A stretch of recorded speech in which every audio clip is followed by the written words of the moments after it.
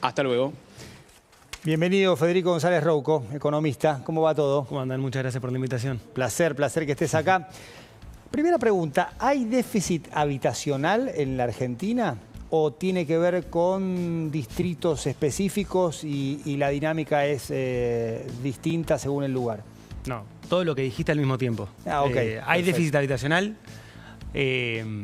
Obviamente hay lugares en donde hay más que otros y el déficit habitacional es diferente según cada lugar.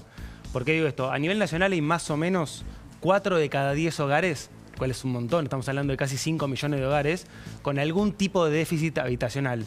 Esto es tomando la medición, la metodología más estricta que uno puede tener, que considera todo, desde si está en un lugar inundable, un basural, falta de servicios, etc. Ahora, hay lugares donde el déficit habitacional es principalmente por falta de servicios o por hacinamiento, y hay otro que es, no sé, por la calidad donde se vive. Pero te diría que no, que es algo bastante nacional. Obviamente hay lugares más urbanos, o sea, la Ciudad de Buenos Aires tiene menor déficit y tiene otro déficit al que puede tener, no sé, algunas provincias del norte o los grandes conurbanos. ¿Y el crédito hipotecario, cuán importante es para reducir el déficit habitacional? El crédito hipotecario, como lo conocemos ahora, o sea, este crédito hipotecario, el que están dando los bancos ahora, diría que muy poco. El financiamiento para la vivienda, importantísimo. Claro. Pero por ahora el crédito hipotecario, que estamos hablando de más o menos 2.500, 3.000 créditos por mes, está siendo para la compra de usado en los grandes centros urbanos, en un par de grandes centros urbanos, y obviamente para familias o personas que son sujetos de crédito, Claro. que posiblemente no sean las que tienen déficit habitacional. Pueden tener una demanda de vivienda, Claro. pero no déficit.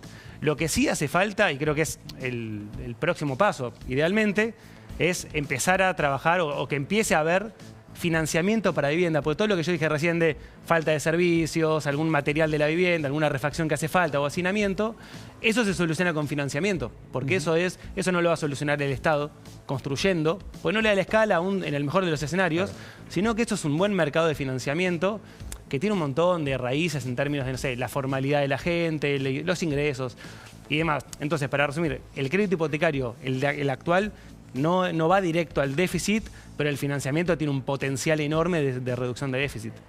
Federico, ¿cuál es el ingreso necesario para acceder a un crédito hipotecario y qué está pasando con las tasas? Se están encareciendo, ¿no?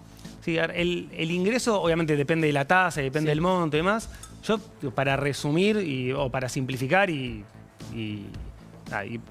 déjenme simplificar esto mucho, pero estamos hablando de más o menos, depende del lugar del país, de 2 millones de pesos, 2 millones y medio demostrables para arriba, siempre hablando no de una persona en particular, sino del grupo que saca el crédito, ¿no? Claro. Que pues una pareja, una familia, etc.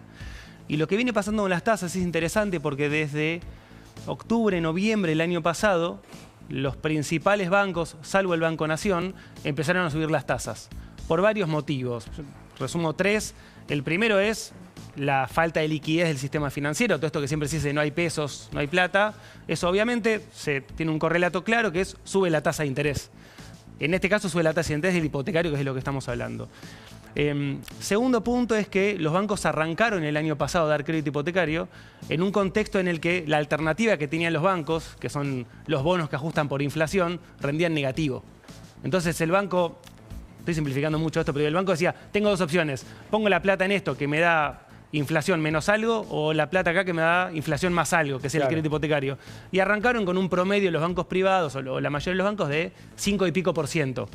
Esos mismos bancos vieron que esos bonos hoy están rindiendo 7, 8% positivo, o sea, pasaron de negativo a más 8, y entonces dijeron, todos los bancos tienen que tener un correlato con eso. Y el último punto, ya pensando en el largo plazo, y si se quiere de los tres es el más positivo, es que el sistema financiero actual está ya pensando en la segunda ola de créditos, porque esta primera está llegando a este nivel. Claro. O sea, el nivel actual es el que viene, tenemos el mismo nivel de créditos desde septiembre hasta hoy. Casi que no siguió creciendo. Entonces, estamos acá, estancados. En un buen nivel, pero estancados. Los bancos están pensando ya en qué es lo que viene. Y lo que viene es lo que se llama securitización. Que básicamente es que los bancos agarran toda la cartera de crédito que tienen, se la venden a alguien más y con lo que consiguen de eso dan nuevos créditos.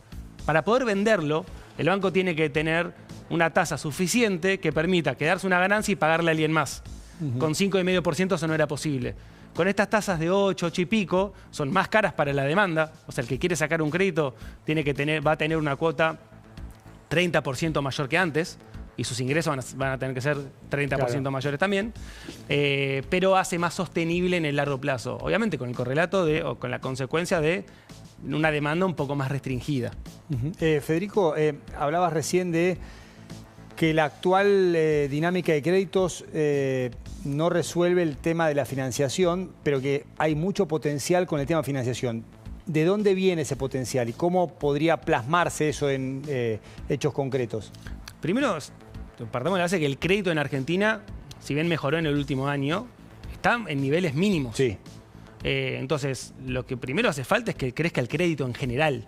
O sea, que crezcan todos los créditos. Ahora hay algunos bancos, por ejemplo, y por eso decía la separación entre crédito hipotecario y financiamiento en general. ¿La demanda es alta de todas maneras para créditos? O sea, ¿la gente está aplicando para créditos y no se los están dando? La demanda es infinita en términos de crédito de financiamiento para vivienda. Por esto hablábamos recién, la necesidad de... No, la necesidad sabemos, pero la gente se presenta ante los bancos Sí, y está pidiendo sí. crédito y se los rechazan.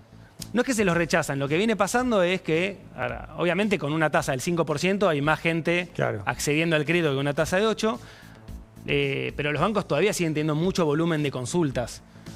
O sea, la demanda está. Lo que pasa es que hay demanda que no puede acceder. Creo que hacia eso ibas. Mejor dicho, la voluntad está. Después hay que ver si esa voluntad es coherente con los ingresos que hacen falta. Y creo que ahí hay un primer punto también. Argentina dio un paso muy grande en términos de la estabilidad. Eso es como condición necesaria para que haya crédito. Claro. Ahora, además de la estabilidad, la gente tiene que poder pagar los créditos. Tiene que poder ser elegible para un crédito. Falta ese punto. En términos concretos del financiamiento, ya hay algunos bancos que están... Perdón, una pregunta más. Obvio. Porque está bien, pasamos del 5 al 8%, es arriba de lo que marca la inflación, ¿no? Porque es sistema UVA. Sí. Pero en el medio la inflación también está bajando. Entonces también en un punto es más caro, pero también por otro lado se vuelve más accesible, porque todo el tiempo le estábamos corriendo de atrás a una inflación que era muy alta. Sí, en realidad lo que son dos cosas diferentes. Una, la inflación determina cuánto suben las cuotas. Claro. La tasa de interés, el volumen inicial de la cuota. Mes a mes no es o sea, mes a mes la cuota solamente sube por lo que suba la inflación, independientemente de la tasa de interés. Lo que determina la tasa de interés es que a misma cantidad de plata, si alguien saca con 5 y otro con 8, uno va a pagar siempre más que el otro, pero va a variar igual.